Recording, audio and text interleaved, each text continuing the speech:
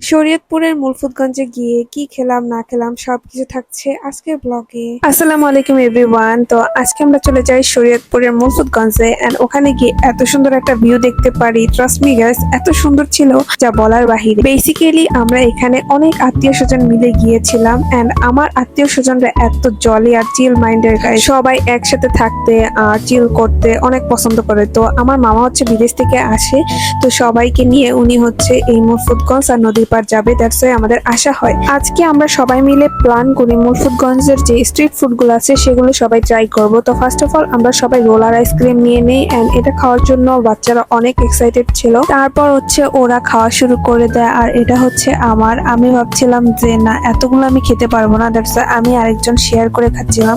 আমার কাছে এই আইসক্রিমটা নর্মালি লাগে, বাট একটু হচ্ছে ডেকোরেশন করে দেওয়া, এটাই। কিন্তু আইসক্রিমটা মজা ছিল। তারপর আমরা হচ্ছে চলে যাই ওয়াফেলের একটা শপে এন্ড এখানে গিয়ে বাচ্চারা ওয়াফেল খাবেই খাবে। আমরা এখানে বড়রা কেউ ওয়াফেল খাবো না, তো তাই বাচ্চাদের জন্য একটা ওয়াফেল অর্ডার করা হয় আর ওরা অনেক এক্সাইটেড ছিল খাওয়ার জন্য। তারপর যখন ওয়াফেলটা আসে, ট্রাস্ট মি গাইস, এটা একদম ভালো না। আমার মামাতো ভাই একটা বাইট দেওয়ার পর তোমরা দেখতেই পাচ্ছ ও ভালো করে বাইটও দিতে পারছিল না, এত হার্ড ছিল। আমার বোন খাওয়ার সময় মানে একটা কামড় দিয়ে আর খায়নি, মানে অনেক বাজে ছিল, এটা বলতেই হবে। ভাগ্য ভালো আমরা হচ্ছে বেশি অর্ডার করিনি।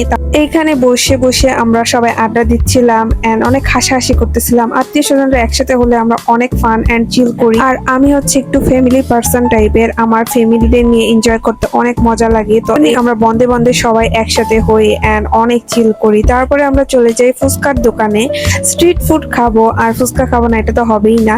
এখানে আমার মামাতো ভাই এখনো সেই আইসক্রিম খাচ্ছিল। যাই হোক, তারপরে আমাদের ফুচকাগুলো এসে পড়ে। ইটস লুক ডিলিশিয়াস এন্ড এখন আমরা এখানে কিছু ভেলপুরিও অর্ডার করব।